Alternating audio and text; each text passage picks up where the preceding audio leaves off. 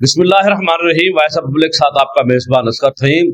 नाजरीन, रजब भट्ट ने एक और नया कट्टा खोल दिया है, जरा इसको आप सुने, उसके बाद बात करते हैं। मेरा ख्याल है कि जो प्रमोशन उसने की है, जिसको गैम्बलिंग ऐप कहा जा रहा है, तो फिर तो मुड से स्टार्ट करना चाहिए था ना। मुड से, you know what is the meaning of मुड? मुड मतलब कि शुरुआत से शुरुआत करनी चाहिए थी। बाकी मैं 10,000 इन्फ्लुएंसर्स और जो कर रहे हैं, इन्होंने तो शुरू की साल होया, 1.5 साल होया। जेड़ा साडा पाकिस्तान का सब तो बड़ा इवेंट है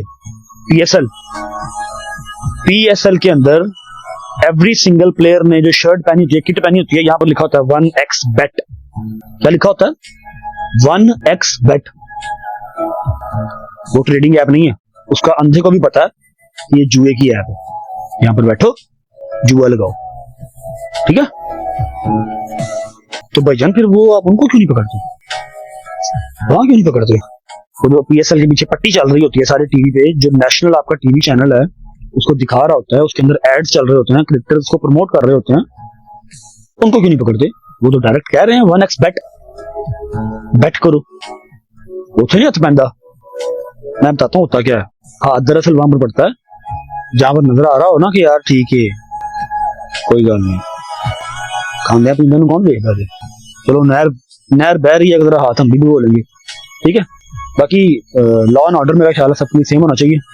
अगर डकी अंदर है, अपनी गलती की वजह से है, मैं आता हूँ, मुझे पकड़ के डालें, ठीक है, कोई मसला नहीं है। लेकिन फिर सबको डालें। जो 1xbet की टी शर्ट्स है ना, उन सबको डालें, प्लेयर्स को डालें, टीवी चैनल पे जो प्रमोशन कर रहे हैं उनको पकड़ें, ताकि पता लगे हाँ भाई एफआईए ने कार्रवाई की है। ऐसे नहीं होना चाहिए कि जहां पर जोर चलता हो वहां पर जोर चला दें, जहां पर जोर ना चले उस बात को आप गोलमोल करके पी जाए। ये कोई सही फैसला नहीं हुआ, मजा नहीं आया इस बात का, ठीक है? और आखिरी बात मेरी ये है कि अल्लाह पाक लड़की के लिए मुश्किलात जो है वो आसान करे, अपने घर खैर वाफियत से वापस आए।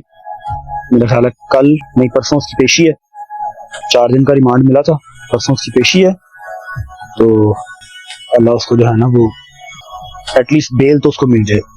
उम्मीद तो मुझे है कि उसको परसों बेल मिल जाएगी, खैर से अपने घर जाए, बेल मिल जाए। आगे केस चलो चलता रहेगा, वो तो फाइट करना ही पड़ेगा। ए ओ टल्ली है जो गल पै गई फिर बजानी पैनी, क्या समझियो, ठीक है?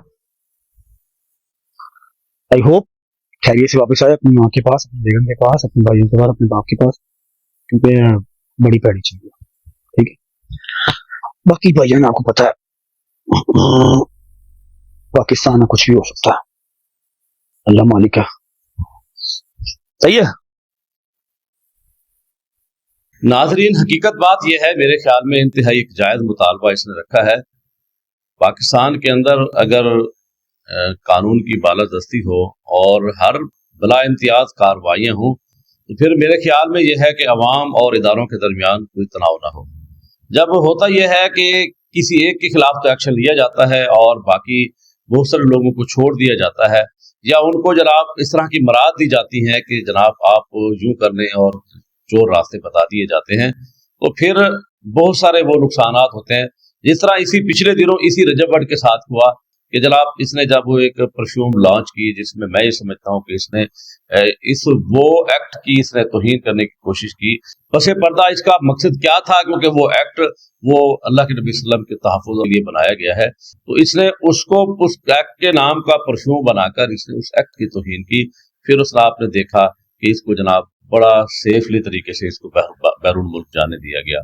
तो जब इस तरह होता है कि ताकतवर कुछ करता है तो उसको रास्ता दे दिया जाता है, और फिर जिसको मर्जी मन चाहे लोगों को जब देखते हैं कि यार इससे कुछ पैसे वसूल होंगे, तो फिर जनाब या मशहूरी मिलेगी, तो फिर उस वक्त जनाब उसके बाद एक्शन लिया जाता है। तो मेरे ख्याल में ऐसा नहीं होना चाहिए। कानून को बिला इम्तियाज अपना रास्ता लेना चाहिए और बिला इम्तियाज कार्रवाइयाँ करनी चाहिए। जब हम इस तरह काम करेंगे तो मैं समझता हूँ कि अवाम के अंदर एक एतमाद की फिजा बरकरार होगी।